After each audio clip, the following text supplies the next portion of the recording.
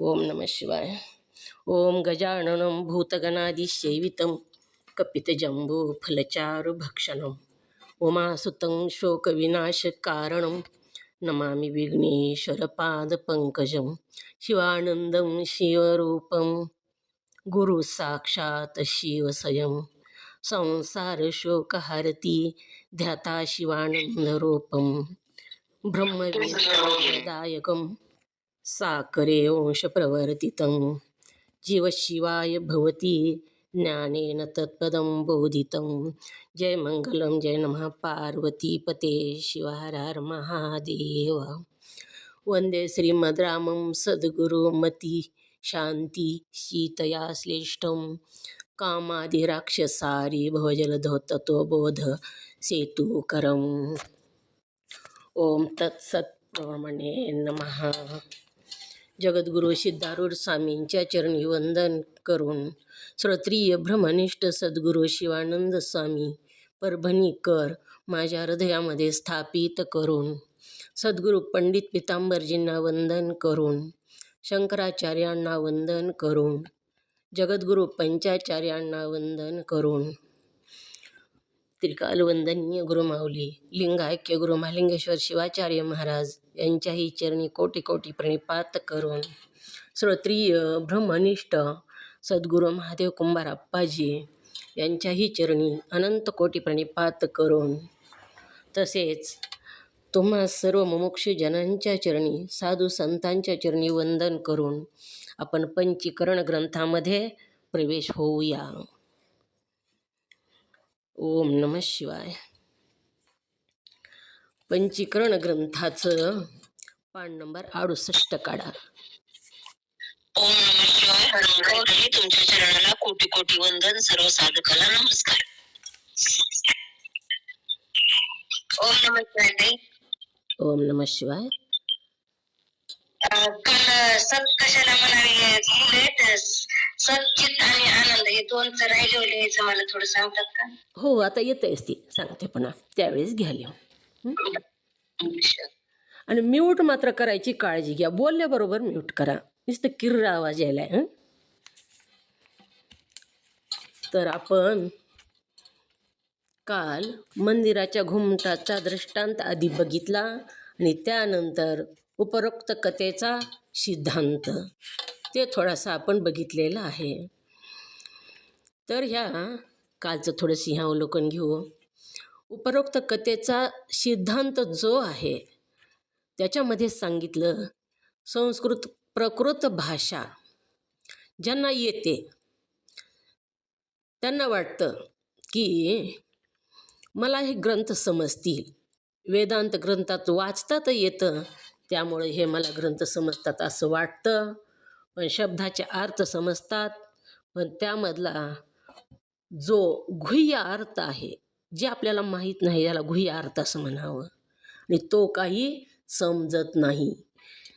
आपल्याला समजल्यासारखं वाटतं आणि जे तिथं लिहिलेलं आहे ते आपण पोपटपंची बोलून सुद्धा दाखवतो. ओम नमः शिवाय. पोपटपंची लक्षात आलं का? काल सांगता येईल का कुणाला? हात वरी करा. पोपटपंची कशाला म्हणावं?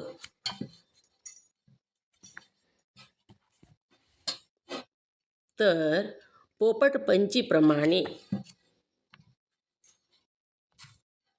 सांगा मंगेताई.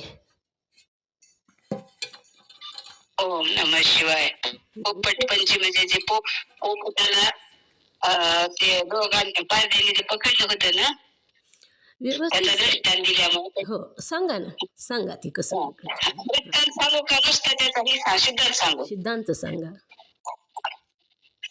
तर ती पोपटपंची म्हणजे अनुकरण न करता, अनुकरण त्याचं न करता नुसतं ऐकून घेणे आणि वरवर बोलणे याला पोपटपंची म्हणायचं. सांगा दृष्टांत पण सांगा. दृष्टांत सांगू. पारध्याला 2 पोपट पकडले होते आणि ते पोपट पुन्हा त्याला म्हणजे एक वाटत साधू मिळाले. त्या साधूला वाटलं आता हे पोपट म्हणजे त्यांना पकडलेले, तर आपण यांना म्हणजे ह्यांचा प्राण वाचवावा आणि त्यांनी त्याच्याकडून ते विकत घेतले आणि त्या पोपटाला शिकवलं की पारधी येईल, जाळी टाकेल, त्याच्यात जायचं नाही, काही खायचं नाही, नाहीतर अडकताल आणि मरताल, असं सांगितलं त्यांनी. म्हणजे तसंच बोलायला शिकले. परंतु नंतर पुन्हा पारधी आला आणि त्या पारध्याला जाळं टाकलं. हे नुसते बोलत होते पण अनुकरण नाही केलं. पुन्हा त्या जाळ्यात गेले आणि अडकून पडले. त्याला पोपटपंची म्हणायचं. ओम नमः शिवाय. अगदी चांगलं सांगितलं, छान सांगितलं ताई. तर पोपटपंची, आपण सुद्धा पोपटपंचीत आहेत बरं का सध्या. आपण ऐकतो परंतु त्याचं अनुकरण आपल्याला झालेलं नाही आणि इतक्या लवकर होत सुद्धा नसतं.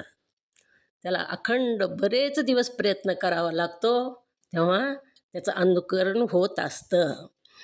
तर पोपटपंचीप्रमाणे क्वचित बोलणेही दाखवीत असेल.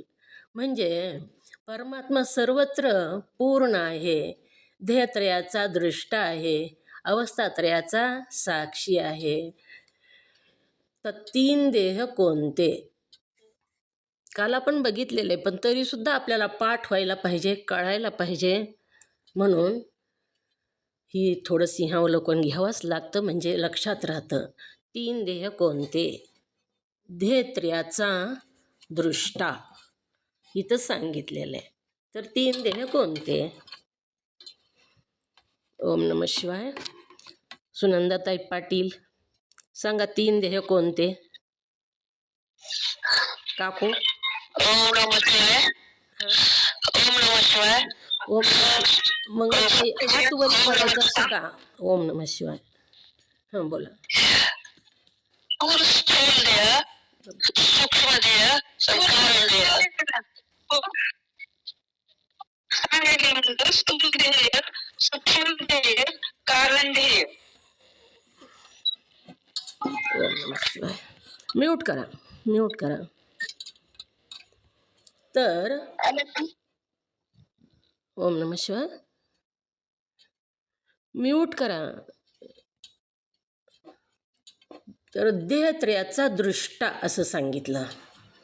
दृष्टा म्हणजे त्याच्याहून भिन्न राहून त्याला जाणतो आणि पाहतो, त्याला दृष्टा असं म्हणतात. मग तीन देहाचा दृष्टा हा आत्मा आहे. स्थूल देह, सूक्ष्म देह आणि कारण देह. तिन्ही देहाहून तो वेगळा राहून त्याला जाणतो.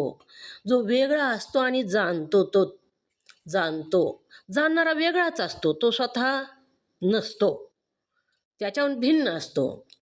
म्हणून ध्येयत्रयाचा द्रष्टा आहे, अवस्थात्रयाचा साक्षी आहे. तीन अवस्था कोणत्या? ओम नमः शिवाय. येतंय का कोणाला? का कोणालाच येत नाही? तीन अवस्था कोणत्या?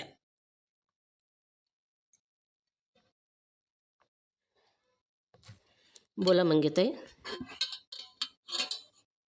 ओम नमः शिवाय. अवस्था तीन असतात. जागृत अवस्था, सुषुप्ती अवस्था आणि स्वप्नी अवस्था, अशा तीन अवस्था असतात. ह्या तीन अवस्थाचा साक्षी सांगितलं. मग ही कसा साक्षी होतो? साक्षीचं लक्षण सांगायचं आणि दोन्ही बसवून दाखवायचं. सांगायचे का कुणी का सांगू? नाही, कुणीच हातवरी केलेला दिसत नाही, सांगा.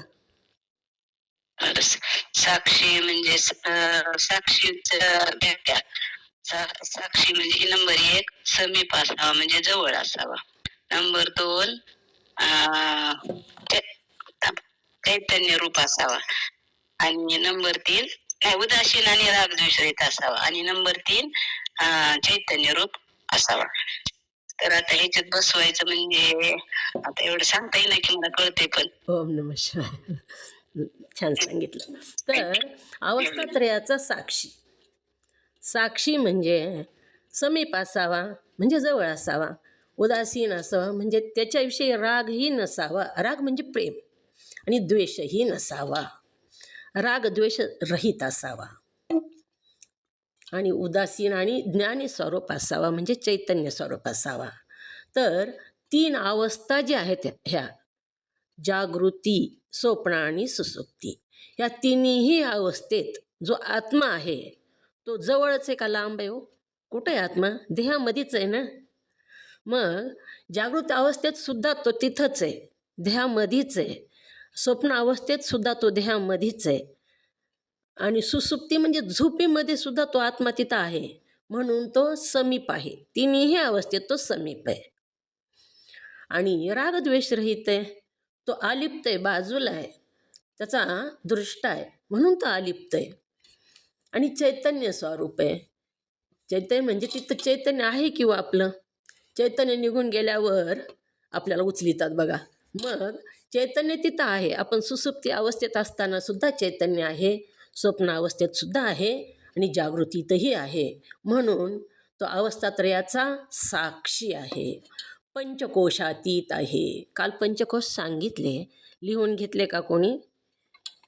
सूर्यकाताई मिसाळ सांगा, पंचकोश कोणते?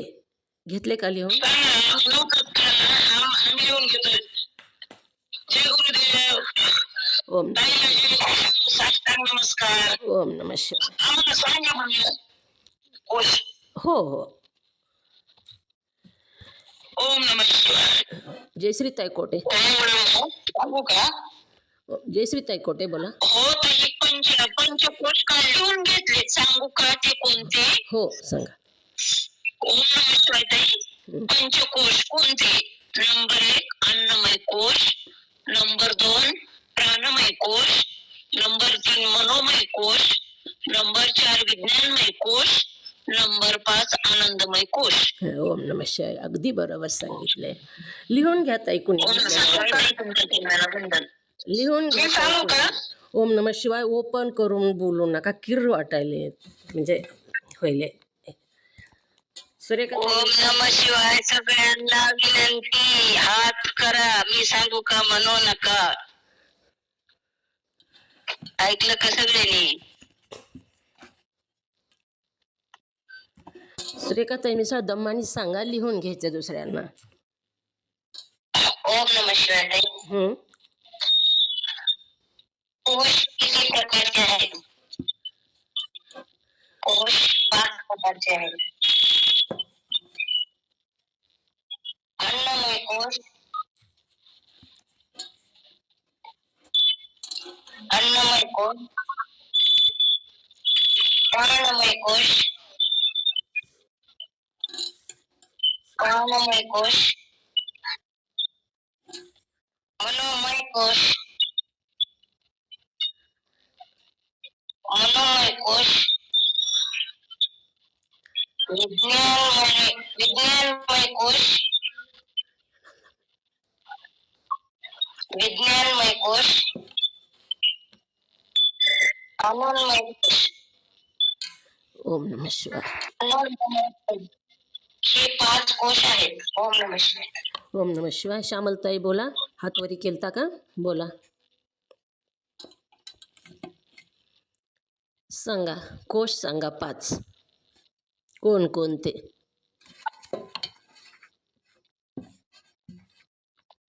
ओम नमः शिवाय. हां. 5 कोश कोणते?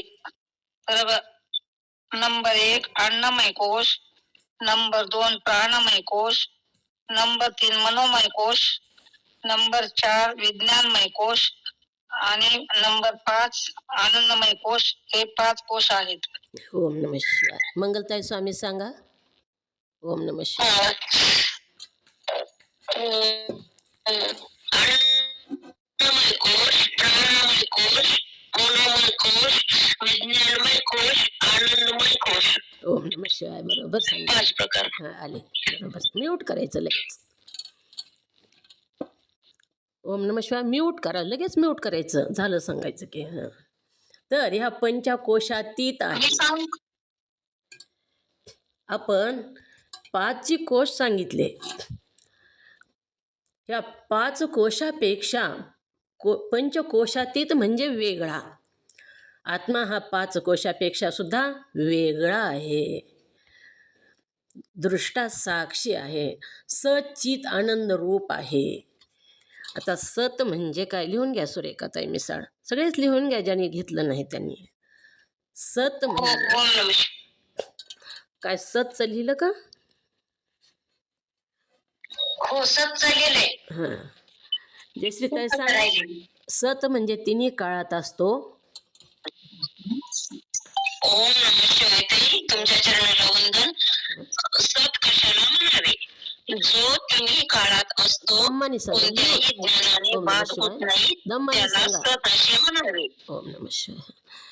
म्यूट. सत कशाला म्हणावे? जो तिन्ही काळात असतो, कोणत्याही ज्ञानाने बाद होत नाही, त्याला सत असे म्हणावे. ओम नमः शिवाय. चित्त चित्त सांगू का ताई? ओम नमः शिवाय. हो सांगा. चित्त अलुप्त प्रकाश. हो हो, हा कोणत्या अलुप्त प्रकाश कधीही न लुप्त होणारा म्हणजे अलुप्त प्रकाश. चित्त हा अलुप्त प्रकाश. ओम नमः शिवाय. मी सांगते थांबा. म्यूट करत आहे. व्याख्या सुरेखाताई व्याख्या लिहा. अलुप्त प्रकाश चित्त. म्यूट करा. अलुप्त प्रकाश चित्त. आनंद म्हणजे आनंदाची व्याख्या परमप्रेमास्पद, ही आनंदाची व्याख्या आहे. जो परमप्रेमास्पद आहे त्यालाच आनंद असे म्हणतात. सचित आनंद आहे इत्यादी ठरीव बोल पोपटाप्रमाणे जेव्हा तो बोलून दाखवितो असेल व त्याचे बोल वास्तविक पाहता खरेही आहेत. तो बोलतो तो खोटं आहे का हो? खरंच आहे. तो बोलतो तो. त्याला शिकवलं त्या पोपटाला तेच बोलतो तो, आणि शिकवलेलं काही खोटं नाही. तसंच इथं सुद्धा जे श्रुतीचा अर्थ वाचतात, संस्कृत भाषा येते, प्राकृत भाषा येते, आणि जी श्रुतीमध्ये जे ग्रंथामध्ये लिहून ठेवलेलं आहे ते जशास तसं बोलून दाखवतात. मग ते खोटं नाही, ते ग्रंथामध्ये लिहिलेलं आहे, त्याच्यामुळे ते सत्यच आहे. खोटं तर नाही, सत्यच आहे ते. परंतु वास्तविक पाहता खरेही आहेत. देहरूप घुमट. पोपटा पण तेव्हा बोलून दाखवितो असेल व त्याचे बोल वास्तविक पाहता खरेही आहेत. देहरूप घुमटात सच्चित आनंद आत्मस्वरूप द्रव्य आहे.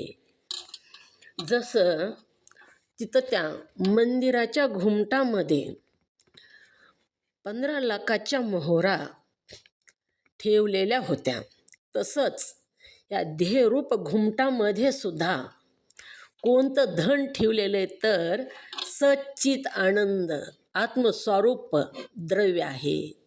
सच्चित आनंद जे धन आहे ते ठेवलेलं आहे, ते द्रव्य आहे व त्याची नोंद श्रुती स्मृती शास्त्र रूप वहीत करून ठेवलेली आहे. श्रुती कशाला म्हणावं? आपले विषय होऊन गेलेले आहेत म्हणून विचारित आहे. श्रुती कशाला म्हणावं? ओम नमः शिवाय ताई सांगू.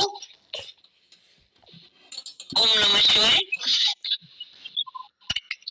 ईश्वराच्या श्वासापासून जे वेग उत्पन्न होतात त्याला श्रुती असे म्हणावे. ओम नमः शिवाय. म्यूट करा. श्रुती ईश्वराच्या श्वासापासून जे वेग. म्यूट करा ताई, म्यूट करा. ईश्वराच्या श्वासापासून ज्या वेदाची निर्मिती झाली. मंगलताई म्यूट करा. मंगलताई स्वामी म्यूट करा. म्यूट करा. खरखर आवाज येतो, दुसऱ्याला ओळखायला येत नाही शब्द. श्रुती म्हणजे ईश्वराच्या श्वासापासून जी वेद निर्माण झाले त्याला श्रुती असं म्हणतात. आता स्मृती कशाला म्हणावं? हात वरी करा. मी सांगू का म्हणलं की मी विचारणार नाही. बघा, हात वरी करा कोण आहे ते. स्मृती कशाला म्हणावं? श्रुती झालं, आता स्मृती कशाला म्हणावं? जे श्रुतीचं अभ्यास करून, वाचन करून किंवा अभ्यास करून बोला मंगेताई. कोणी हात वरी केला नाही म्हणून मी सांगू लागले. बोला. ओम शिवाय. स्मृती कशाला म्हणा? स्मृती म्हणजे काय? स्मृती म्हणजे काय? श्रुती ऐकून त्याच्यावर भाष्य करून ठेवलेले आहे त्याला स्मृती असे म्हणतात. ओम नमः शिवाय. ओम नमः शिवाय. अगदी बरोबर.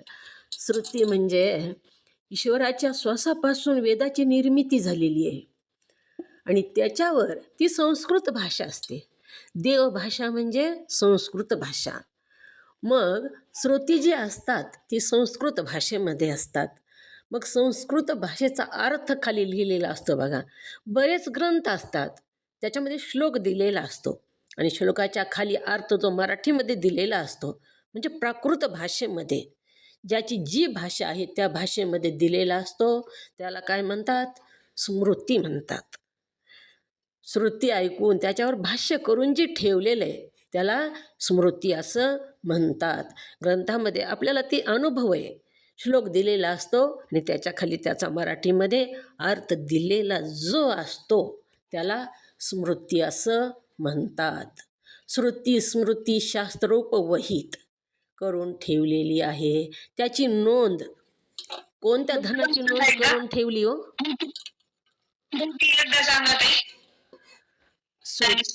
श्रुती का? श्रुती का स्मृती?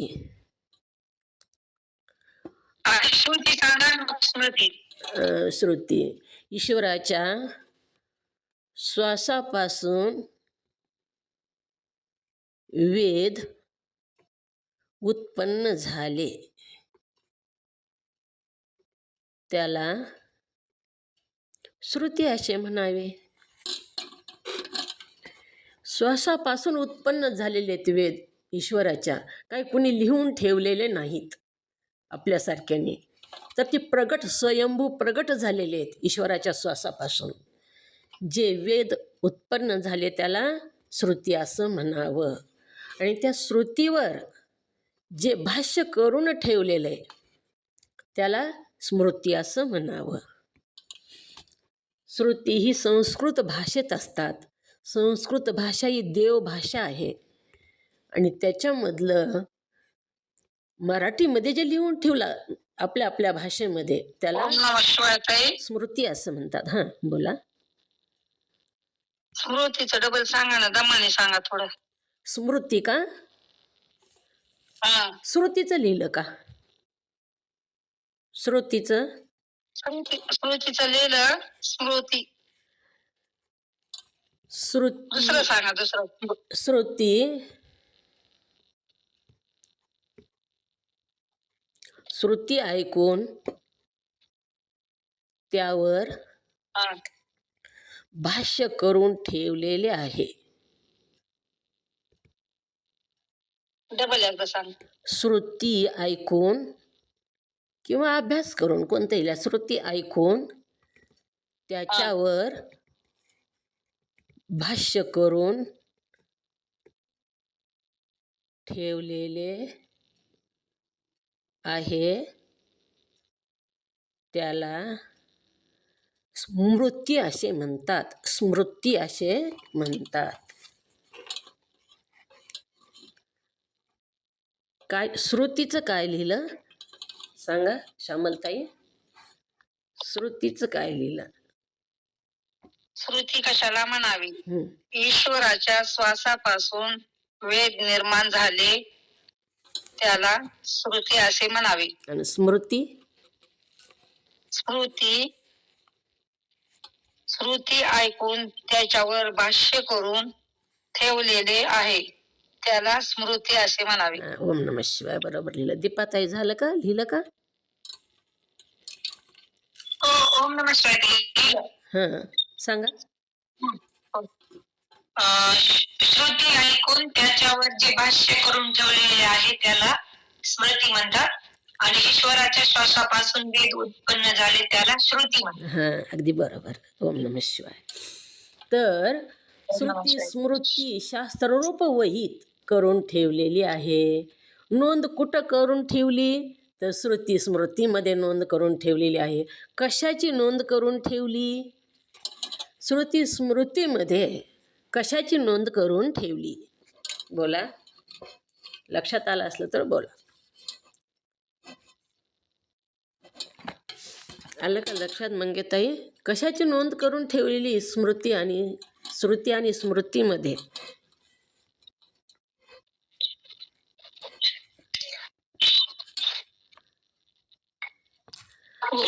सांगू? मिसाळताई बोला. सुरेखाताई ओम नमः शिवाय मी थोडं ओम नमः शिवाय मी थोडे उठले आरमळताई. आता मिसाळताई बोलायला थांबा. मिसाळताई बोलायला बोलू द्या. बोला बोला. मी 2 मिनिट उठले मला इथलं 2 मिनिट थांबा. आत्मस्वरूप द्रव्याची त्याची नोंद करून ठेवलेली आहे. ओम नमः शिवाय ताई. कोणत्या धनाची नोंद करून ठेवलेली आहे? मी सांगू? मंगलताई स्वामी बोला. कोणत्या धनाची नोंद करून ठेवलेली आहे श्रुती स्मृतीमध्ये? हात वरी केलाय बोला, नाहीतर मग हात खाली करा.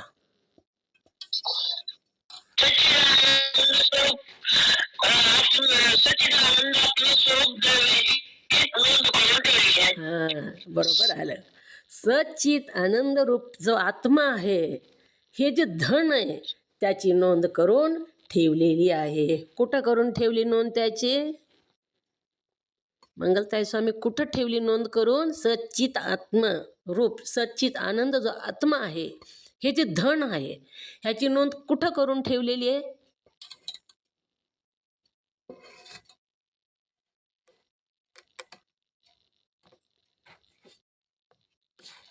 बोला मंगेताई.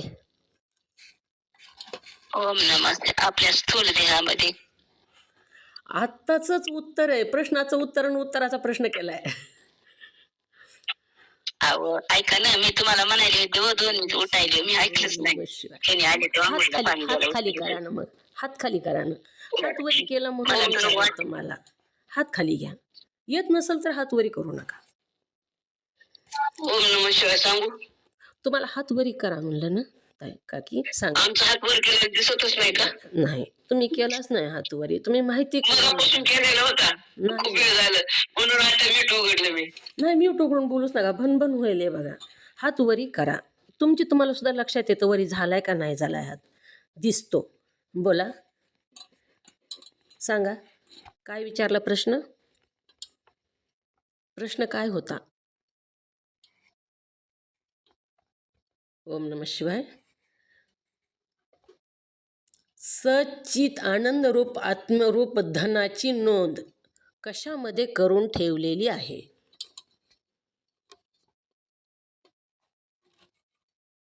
बोला काकी. अलग हा स्मृती श्रुती आणि स्मृती. वंदन तुमच्या चरणाला ताई. श्रुती आणि स्मृती ह्याच्यामध्ये ह्या वहीमध्ये नोंद करून ठेवलेली आहे. असे जरी खरे आहे. हा बोला. मी काहीच ऐकू आलं नाही. तुम्ही बोललाच नाहीत ना. म्यूट बंद असेल. मग बोलले ना, मी पूर्ण सांगितलं ना. स्मृती बघा, देवरूपे घुमतात. सच्चिदानंद आत्मस्वरूप द्रव्य आहे, त्याची नोंद श्रुती स्मृती रूप शास्त्र रूप वहीत करून ठेवली आहे. ओम नमः शिवाय. आता आलं काय? हो, बरोबर आलं. श्रुती स्मृती शास्त्ररूप वहीत करून ठेवलेली आहे. असे जरी सर्व खरे आहे, तरी पण ब्रह्मनिष्ठ सद्गुरूच्या द्वारे शास्त्राचे रहस्य समजून घेतल्याशिवाय आत्मस्वरूप धनाची प्राप्ती कदापि होणार नाही. ही नोंद करून ठेवलेली आहे. पण तरी ह्या वहीमध्ये, कोणत्या वहीमध्ये नोंद करून ठेवली? तर श्रुती आणि स्मृती ह्या वहीमध्ये कशाची नोंद करून ठेवली? तर सच्चित आनंद रूप जो आत्मा रूप धन आहे, त्याची नोंद करून ठेवलेली आहे. असे सर्व खरंही, पण तरीसुद्धा तिथं दृष्टांतामध्ये जसं 2 मित्रांना आणि तिसऱ्या व्यक्तीला सुद्धा ते धन कुठं आहे आणि घुमट कशाला म्हणतात हेच लक्षात आलं नाही, तेच कळालं नाही. तसंच इथं सुद्धा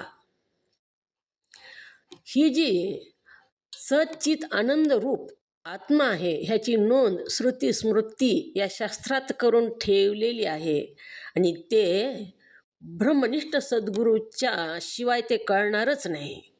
सद्गुरूच्या द्वारे शास्त्राचं रहस्य समजून घेतल्याशिवाय कुणाकडून समजून घ्यावं लागेल? ओम नमः शिवाय ही नोंद केलेली आपल्याला कोणाकडून समजून घ्यावी लागेल? ओम नमः शिवाय. मी सांगू, सद्गुरु कोण? ब्रह्मनिष्ठ सद्गुरूच्या द्वारे ही रहस्य समजावून घ्यावं लागते ते. ओम नमः शिवाय. तुमच्या चरणाला वंदन. मंगलताई स्वामी बोला. मंगलताई स्वामी कोणाकडून समजून घ्यावं लागेल? Hello hello. ओम नमः शिवाय. आत्मस्वरूप सद्गुरूच्या द्वारे शास्त्राचे रहस्य समजून घ्यावे लागेल. सद्गुरूच्या द्वारे सद्गुरू शिवाय म्यूट करा. सद्गुरू शिवाय ते शास्त्राचं रहस्य आपल्याला कळणार नाही आणि आत्मस्वरूप धनाची प्राप्तीही होणार नाही. जे धन आपल्याला प्राप्त करून घ्यायचे आणि त्याच्यासाठी आपली धडपड सुरू आहे आणि ते धन सद्गुरूशिवाय सद्गुरूच्या द्वारानंच प्राप्त करून घ्यावं लागतं, त्याच्याशिवाय प्राप्त होत नाही. सद्गुरू आणि कोणत्या सद्गुरूच्या? तर ब्रह्मनिष्ठ सद्गुरूच्या. ब्रह्मनिष्ठ कोणाला म्हणावं?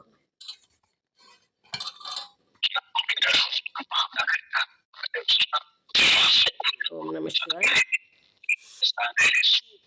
ब्रह्मनिष्ठ कोणाला म्हणावं? ओम नमः शिवाय.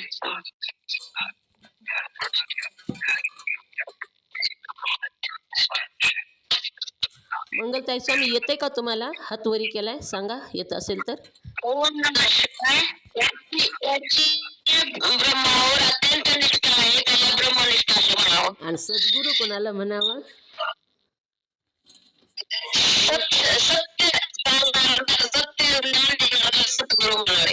सत्य वस्तूचं ज्ञान करून त्यांना म्यूट करा. सद्गुरू असं म्हणावं. मग ब्रह्मनिष्ठ सद्गुरूच्या द्वारेच शास्त्राचं रहस्य समजून घेतल्याशिवाय आत्मस्वरूप धनाची प्राप्ती कदापि होणार नाही. ही जी धन प्राप्त करण्यासाठी आपण आता ही कशासाठी धडपड सुरू आहे? का पाठ ऐकता आपण? तर त्या धनाची प्राप्ती आपल्याला करून घ्यायची म्हणून. आणि ती प्राप्ती करून घ्यायची असेल तर सद्गुरूचाच हात धरावा लागतो. आपल्याला प्राप्त करून घेणं ते शक्य नाही. आपल्याला प्राप्त करून घेता येतं का हो?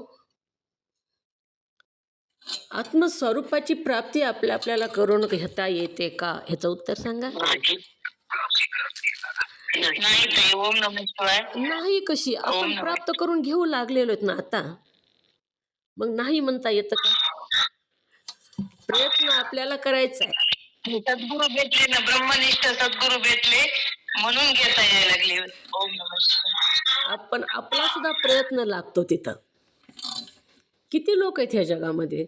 आपला प्रयत्न लागतो आणि सद्गुरू शिवाय पण प्रयत्न करून आपल्याला अभ्यास करून माहिती करून घेऊन प्रयत्न करून शास्त्रातले जे श्रुती स्मृती आहे ती समजून घेऊन पुढे जायचं असतं. आणि जो प्रयत्न करतो त्याचाच बोट सद्गुरू धरतो. ईश्वराची त्याच्यावरच कृपा होते. म्हणून आत्मधनाची प्राप्ती आपल्याला करून घेता येते, ही उत्तर आहे. पण आपल्यालाच करून घेता येत नाही, कारण सद्गुरूचं सहाय्य लागतं. आपला प्रयत्न आणि सद्गुरू सारखा असता पाठीराखा. इतरांची लेखा कोण करी? एकच सद्गुरू पाठीराखा पाहिजे. ह्या जगातलं कुणीच पाठीराखा नसलं तरी सुद्धा जमतंय. घरातले लोक आपल्याला हा मार्ग सांगत नाहीत, मित्र सांगत नाहीत, नातेवाईक सांगत नाहीत, कोणीच सांगत नाही. मग मार्ग कोण सांगतात? हा तर सद्गुरूच सांगतात. आणि ही जगामध्ये जे गर्दी आहे ना, ह्या गर्दीमध्ये हा मार्ग आपल्याला सापडणं अशक्य आहे. आपल्याला मार्ग सापडत नाही. परंतु सद्गुरू जर भेटले आणि त्यांच्या हाताला जर धरलं तर कितीही गर्दी असू दे, आपण तिथपर्यंत पोहोचल्याशिवाय राहत नाहीत. पण सद्गुरूसुद्धा कुणाच्या हाताला धरतात? ज्याचं अंतःकरण निर्मळ झालेलं आहे, निष्काम सेवा, निष्काम भावना, उपासना करून अंतःकरण शुद्ध होऊन, ज्याची आत्मज्ञानाची मुमुक्षू जो आहे, ज्याला ह्या संसार बंधनातून मुक्त होण्याची तीव्र इच्छा आहे, ज्याला ह्या आगीतून बाहेर पडण्याची इच्छा आहे, ज्यानं धरली आणि जो तो प्रयत्न करतो, त्याच्याच हाताला सद्गुरूसुद्धा धरतो बघा आपल्याला तिथपर्यंत नेण्यासाठी. त्या धनाची प्राप्ती कदापि होणार नाही. म्हणून ब्रह्मनिष्ठा अशा सद्गुरूच्या द्वारानेच त्या धनाची प्राप्ती होईल. आपल्याला ते शक्य नाही. जसं आरसा असल्याशिवाय आपलं मुख बघणंच शक्य नाही बघा. आरसा जर नसेल तर आपलं मुख बघता येणार नाही. जितकं मुख बघण्यासाठी आरशाची आवश्यकता आहे, तितकीच आवश्यकता देव बघण्यासाठी सद्गुरूची आहे बघा. सद्गुरूचं माध्यम असल्याशिवाय देव दिसतच नाही, बघताच येत नाही. इथं सांगितलं जसं बघा, आपल्याला आता मुलाचा जन्म होण्याआधीच वडील परदेशाला गेले आणि मुलगा 7-8 वर्ष तिकडंच राहिले आणि परत आले, तेव्हा ते कोण आहेत हे सांगण्यासाठी कुणाची आवश्यकता असते हो? कोणाला ते सांगता येतं? मुलाने विचारले हे कोण आहेत म्हणून, तर त्याला आई असावी लागते. आईच सांगते हे वडील आहेत म्हणून. जसं ती वडील आहे ती आईलाच माहीत आहे, दुसरं कुणालाच माहीत नाही. मग सोन्याचा अलंकार एक आणला आपण आणि पिवळा दिसू लागला, पण ते खरं आहे का बघण्यासाठी जशी सोनाराकडंच जाऊन बघावं लागतं. सोन्यासारखा पिवळा दिसत असला तरीसुद्धा खरं आहे का ते सोनाराकडं जावं लागतं, तेव्हा त्याची खात्री होते. हे तसंच आत्मस्वरूप बघण्यासाठी सुद्धा सद्गुरूकडंच जावं लागतं. त्याच्याशिवाय आपल्याला आत्मस्वरूप आपलं ओळखता येत नाही. आत्मस्वरूप रूपी धन आपल्याला प्राप्त होत नाही. तर आत्मस्वरूप धनाची प्राप्ती कदापि होणार नाही, कधीच होणार नाही म्हणून सांगतात. सद्गुरूशिवाय, ब्रह्मनिष्ठ सद्गुरूशिवाय आत्मस्वरूप धनाची प्राप्ती आपल्याला कदापि म्हणजे कधीच होणार नाही. ब्रह्मदेवाचे पुत्र नारद मुनी ऋग्वेद आदी 4 वेद, पुराणे, इतिहास इत्यादी सर्व विद्यांगत पारायण होते, तरी पण आपल्याला आत्मज्ञान झालेले नाही असे पाहून त्यांना फार वाईट वाटले. ब्रह्मदेवाचे मानसपुत्र आहेत नारद मुनी. मानसपुत्र म्हणजे मनापासून उत्पन्न केलेले, वाटल मनापासून किंवा शरीराच्या अवयवापासून. तर नारद मुनी हे ब्रह्मदेवाचे मानसपुत्र आहेत आणि त्यांनी ऋग्वेद आदी म्हणजे किती वेद कोणते हो? ऋग्वेद आदी म्हणजे कोणते? बऱ्याचदा विचारले तरीसुद्धा सगळ्यांना सांगता यावं, पाठ व्हावं म्हणून पुन्हा पुन्हा विचारते. ऋग्वेद आदी म्हणजे काय?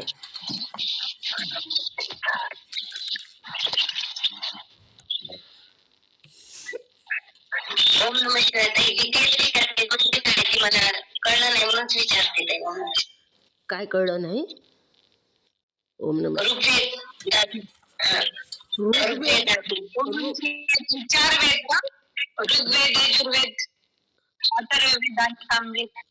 आदी म्हणजे त्याच्या बरोबरीचे, त्याच्याच पुढचे. आदी म्हणजे त्याच्या पुढचे. ऋग्वेद एकच सांगितला आणि त्याच्या पुढचे दुसरे 3. आदी म्हणजे त्याच्या बरोबरला जे आहेत ते 3 म्हणजे 4. बरोबर सांगितलं दीपाताई. ऋग्वेद आदी म्हणजे हे 4 वेद. कोणते कोणते 4 वेद आहेत सांगा? कुणी हात वरी केला होता? खाली घेऊ नका लगे विचारल्याशिवाय. हात वरी करायचा शिकून घ्या. दीपाताई सांगितलं आताच. दीपाताई सांगितलं मी आता. हं. मीनाक्षीताई शिगे सांगा कोणते. चार वेद, हं? ऋग्वेद, यजुर्वेद, सामवेद, अथर्ववेद. ओम नमः शिवाय. ताई तुमच्या चरणाला वंदन. मंगलताई स्वामी सांगा. हातवरी केलाय ना, सांगा. ऋग्वेद, ऋग्वेद, सामवेद, अर्थवेद. झाले ना चार. ऋग्वेद झाले ना. शिवाय म्यूट करा. 3 झाले, 3 4 नाही झाले. ऋग्वेद, यजुर्वेद, अर्थवेद, सामवेद. तर ही 4 सांगा सांगा. ओम नमः शिवाय.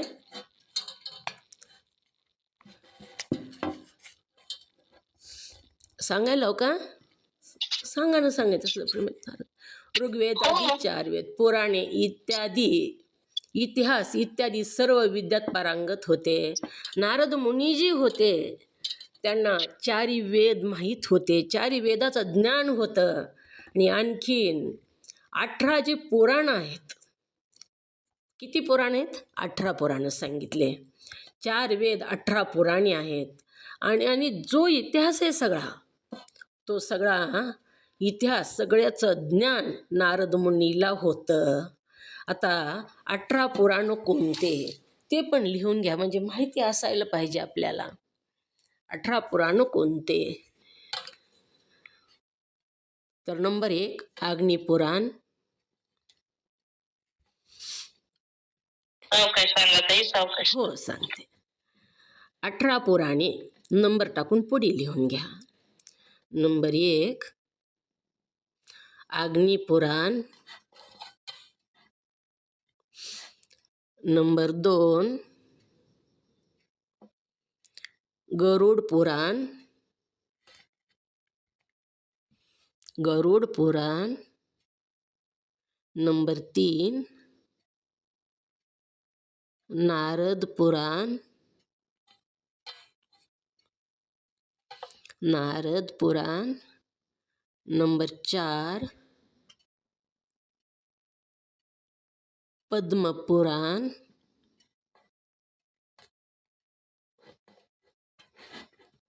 Number 5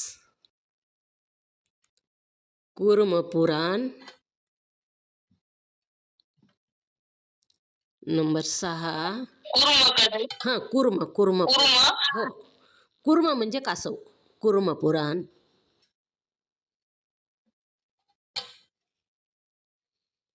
number 6 Brahma Purana. ब्रह्मपुराण. भ नाही बघा, ब्रह्मपुराण.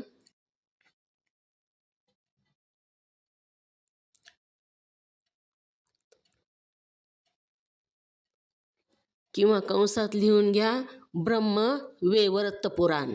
ब्रह्मपुराण पण म्हणतात, ब्रह्मवैवर्त पुराण. कंसात लिहून घ्या ती. ब्रह्मवैवर्त पुराण.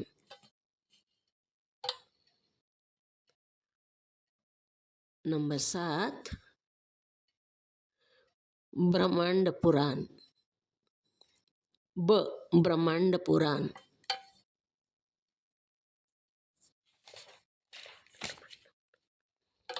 नंबर 8 भविष्य पुराण.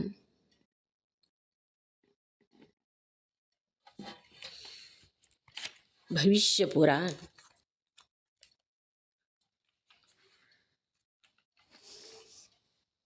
नंबर 9 मत्स्य पुराण.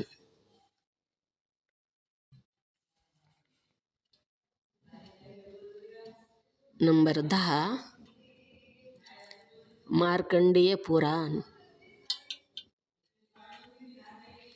मार्कंडेय पुराण.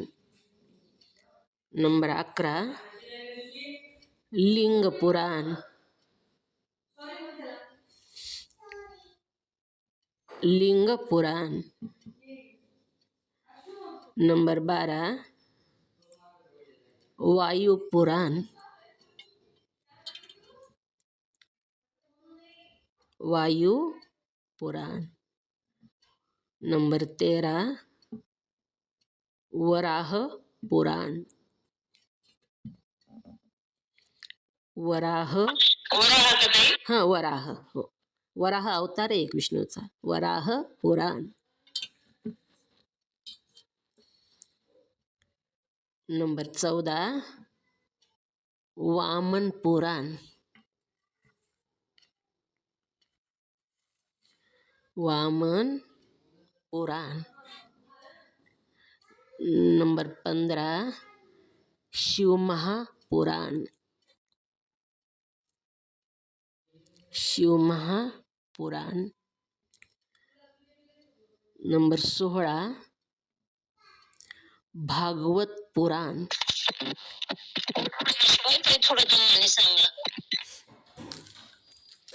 नंबर कुठपर्यंत आले, कोणतं सांगू? शिवमहापुराण सांगत आहे. शिवमहापुराण. शिवमहापुराण 15 नंबर. ये झालं का लिहायचं? नंबर 16 भागवत पुराण.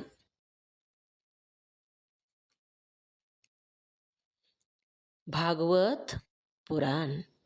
नंबर 17 विष्णू पुराण. विष्णू पुराण. आणि नंबर 18 स्कंद पुराण. स्कंद पुराण. सांगा कुणीतरी, म्हणजे दुसऱ्यांच्या लक्षात येतं, तपासून बघता ते बरोबर आलं का ते. मीनाक्षीताई शिंगे सांगा. शिंगेताई सांगा. 18 पुराण आहेत. नंबर 1 अग्नी पुराण. नंबर 2 गरुड पुराण. नंबर 3 नारद पुराण. नंबर 4 पद्म पुराण. नंबर 5 कर्म पुराण. कूर्म. नंबर ओम 6 नमः शिवाय ताई. काला उकार उकार. कूर्म पुराण. कूर्म. हो लिहिले मी. कूर्म पुराण. नंबर 6 ब्रह्म पुराण किंवा ब्रह्म वैवर्त. वैवर्त. वैवर्त पुराण. नंबर 7 ब्रह्मांड पुराण. नंबर 8 भविष्य पुराण. नंबर 9 मत्स्य पुराण. नंबर 10 मार्कंडेय पुराण. नंबर 11 लिंग पुराण. नंबर 12 वायू पुराण. नंबर 13 वराह पुराण. नंबर 14 वामन पुराण. नंबर 15 शिव महापुराण. नंबर 16 भागवत पुराण. नंबर 17 विष्णू पुराण. नंबर 18 स्कंद पुराण. ओम नमः शिवाय. 18 पुराण सांगितले. ही 18 पुराण सांगितले बघा.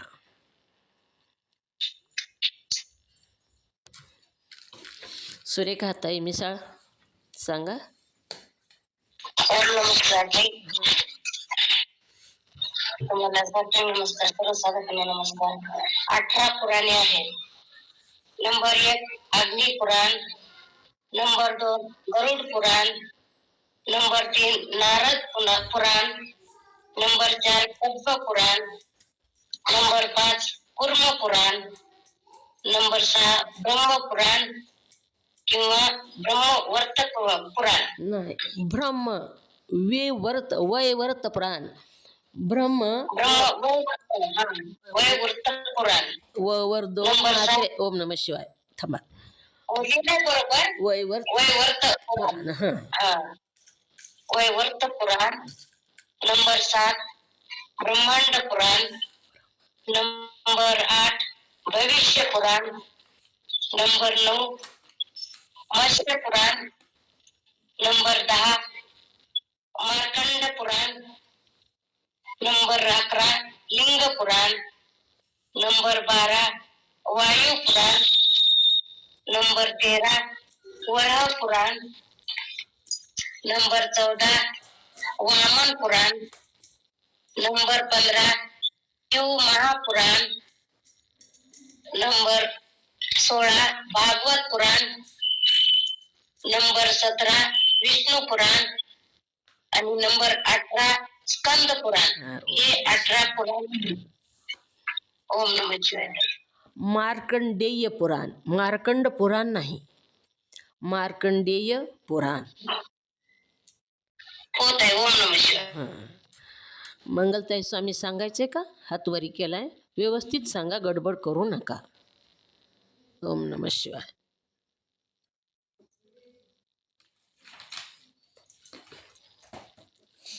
अशा प्रकारे ही 18 पुराण सांगितले. तर नारद मुनीला, मी सांगू का? नारद मुनींना हे 18 पुराण आणि 4 वेद हे सगळ्याचं ज्ञान होतं, सगळं माहिती होतं त्यांना. तरी सगळ्या विद्येमध्ये ते पारंगत होते. परंतु पारंगत होते तरी पण आपल्याला आत्मज्ञान झालेलं नाही. माहिती होतं तरी आत्मज्ञान झालेलं नव्हतं. आणि जेव्हा त्यांच्या लक्षात आलं, हे आपण सगळे शास्त्र बघितले, पुराण बघितले, पण आपल्याला आत्मज्ञान झालेलं नाही, असं पाहून त्यांना फार वाईट वाटलं. त्यांच्या मनाला दुःख झालेलं आहे. जे श्रेष्ठ असं आत्मज्ञान आहे, मी तिन्ही लोकात भ्रमण करतो, सगळे शास्त्र मला माहीत आहेत. बरेच शास्त्र शिवमहापुराणासारखे नंदिकेश्वरानं नारद मुनींना सांगितलेले आहेत. पुन्हा नारद मुनींना पुन्हा पुढे सांगितले. सनत कुमाराकडून पुन्हा त्यांनी काय केलेलं आहे, समजून घेतलं. फार वाईट वाटलं आणि त्यामुळं त्यांनी काय केलं, पुन्हा सद्गुरूकडे गेलेले आहेत. आपल्याला आत्मज्ञान कसं झालं नाही याचा पश्चाताप झाला. जेव्हा आपल्याला कसं कळालं नाही, आपल्या मनातून वाटतं आणि तेव्हाच आपण मन लावून ऐकतो बघा. जे कानावचनाची भेटी झाल्याबरोबर ते आपण वरच्या वरी झेलतो. जे शब्द सद्गुरूच्या मुखातून बाहेर पडलेले आहेत, आपण पदर पसरूनच, ज्याला जी घ्यायचे ते पदर पसरूनच बसलेला असतो. कारण त्याला माहीत आहे, ही रत्न खाली जर पडलं तर पुन्हा आपल्याला काही उपयोग होणार नाही, पुन्हा ते आपल्याला कुठं सापडणार नाही. वाहत्या गंगेतच आंघोळ करून घ्यावी. म्हणून जोपर्यंत सांगणार आहे तोपर्यंत ऐकून घ्यावं, ते वरच्या वरी झेलावं. कानावचनाची भेट म्हणजे जो अधिकारी आहे त्याला पहिल्यांदा सांगितल्याबरोबर समजतं बघा. त्याच्या जसं कापर टच केल्याबरोबर कापूर पेट घेतो, तसं त्याच्या अंतकरणामध्ये ज्ञानाची ज्वाला प्रत्यक्ष लगेच प्रकाशित होते. पण त्यासाठी त्याचं अंतकरणसुद्धा शांत लागतं. ती दीप शांत जळण्यासाठी दुसरा कोणताही वारा सुटायला नाही पाहिजे. अंतकरण स्थिर असलं तर, मन स्थिर असलं तरच आपल्या लक्षात येतं. काल आपण बघितलं पोथी कशी ऐकतात लोक ते, आणि तसं जर ऐकलं तर आपल्या लक्षात राहत नाही. वळल्या वाटती सांभाळल्या नाती, ऐकिली पोती आणि कळाली माती. काल आपण बघितलं का नाही? तसं होतं. म्हणून लक्ष देऊन जर ऐकलं तर कळतं. आणि नारद मुनीला पश्चाताप झाला, फार वाईट वाटलं आणि त्यामुळे ते सनत कुमार सद्गुरू शरण गेले. सनत कुमाराकडं शरण गेलेले आहेत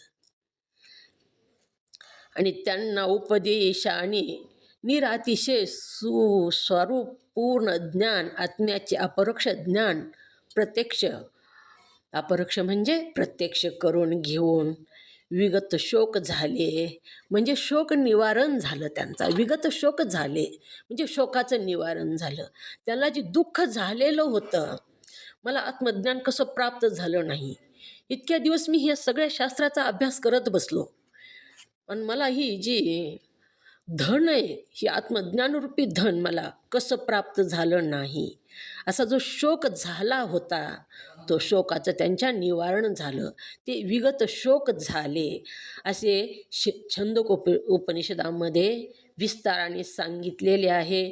म्हणून सद्गुरू लिहितात की खाली सांगितलेलं आहे. हे सुद्धा 4 वळी आपल्याला उद्या समजून घेऊ. आजचा वेळ आपला झालेला आहे. आजचंही थोडे प्रश्न उत्तरसुद्धा घ्यावं लागतात. दृष्टांतात जास्त प्रश्न उत्तर उद्भवत नाहीत, पण आपल्या सिद्धांत समजून घेताना मात्र एका एका शब्दाचा अर्थ आपल्याला कळून घ्यावा लागतो. आणि त्याच्यासाठीच आपण ही वेळ देत आहोत. त्याच्यासाठीच आपण इथं बसलेले आहोत. आपल्याला आपलीच ओळख करून घ्यायची आहे म्हणून. आणि दुसऱ्याची ओळख करून घेण्यात काही फायदा नाही. आपल्याला आपलं आत्मस्वरूप किती गोड आहे ह्याची ओळख झाली म्हणजे जगातला सगळ्यात सर्वश्रेष्ठ आनंद आपल्याला प्राप्त होतो. आपणच आपल्याला जास्त आवडत असतो. कसंही रूप असू दे आपलं, आपलं स्वरूप आरशात बघितल्यानंतर आपल्याला आनंद होतो. ती किती सुंदर दिसायले त्याला किती नीटनेटकं करतो. मग वरवरचं रूप बघताना आपल्याला असा आनंद होतो, तर मधलं स्वरूप बघताना किती आनंद होत असेल त्याचा आपल्याला प्रत्यक्ष अनुभव घ्यायचा आहे. आणि म्हणूनच आपण ह्या अभ्यासामध्ये आलेलो आहोत, ह्या पंक्तीला बसलेलो आहोत. आणि ह्यांच्या पंक्तीला बसल्यानंतर ह्यांना जे प्राप्त झालं ते आपल्याला प्राप्त होणारच आहे. पंक्तीला कुणी परपुंज करीत नाही बघा जेवायला वाढताना. पंक्तीला बसलं की त्या पंक्तीमध्ये जेवढे पदार्थ आहेत तेवढे आपल्या ताटामध्ये ते येतातच. तसं ह्या नारद मुनीच्या ताटात जे पदार्थ आले ते पदार्थ आपण सामान्य असलो तरीसुद्धा आपल्याही ताटात येणार आहेत. कारण आपण त्यांच्या पंक्तीलाच बसलेलो आहोत. आणि पंक्तीला जे वाढतात ते आपल्यालाही मिळणारच आहे. म्हणून सर्वांनीही आणखीन एक वेळेस सिद्धांत वाचावा. खूप महत्त्वाचा सिद्धांत आहे. एक एक एक आपल्याला कळत गेलं तर पुढचं कळतं, नाहीतर मागचं जर नाही समजलं तर पुढचं काही समजत नाही. म्हणून इतके वेळेस चारदा चारदा 10-10 एकाच प्रश्नाचं उत्तर का विचारावं, का सांगावं? सगळ्यांनाच ते पाठवावं. जे बोलत नाहीत लोक त्यांनाही पाठवावं. कारण ते पहिल्यांदा ऐकत असतात. आपलं चुकतं काय की असं वाटतं म्हणून ते बोलत नाहीत. पण एकदा दोनदा तीनदा त्यांनी ऐकलं की त्यांच्या पण लक्षात येतं आणि त्यांनाही बोलण्याची प्रेरणा मिळते. पुन्हा पुन्हा पुन्हा पुन्हा कानावर पडल्यानंतर त्यांच्या लक्षात येतं. आपल्या मुलाचं नाव खूप अवघड ठेवलं बघा, येच ना गेलं, पण रोज म्हणण्यामुळं किती जरी अवघड असलं तरी ते येतं बघा पुन्हा. तसंच जे सांगत नाहीत, नवीन साधक जे बोलत नाहीत त्यांनासुद्धा आपल्याला बोलकं करायचे. म्हणून आपण रोज त्या प्रश्नाचे उत्तरं द्यायचे आणि त्यांच्या कानावर पाडायचे. ते सुद्धा उद्या उत्तरं देतात. आपला वेळ झालेला आहे. झालेली सेवा सद्गुरुनाथाच्या चरणी समर्पित, तुम्हा सर्व मुमुक्षुजनांच्या चरणी समर्पित. जे माझ्या मुखातून काही चांगले योग्य शब्द तुम्हाला कळण्यासारखे शब्द बाहेर पडले ते माझ्या सद्गुरुनाथाचे. जे काही अयोग्य शब्द पण बाहेर पडतात, कारण चुकीचा पुतळा आहे हा ध्येय. अयोग्य शब्द बाहेर पडले ते माझ्या वाणीचा दोष. एवढे बोलून झालेली सेवा सर्वांच्या चरणी समर्पित. ओम नमः शिवाय.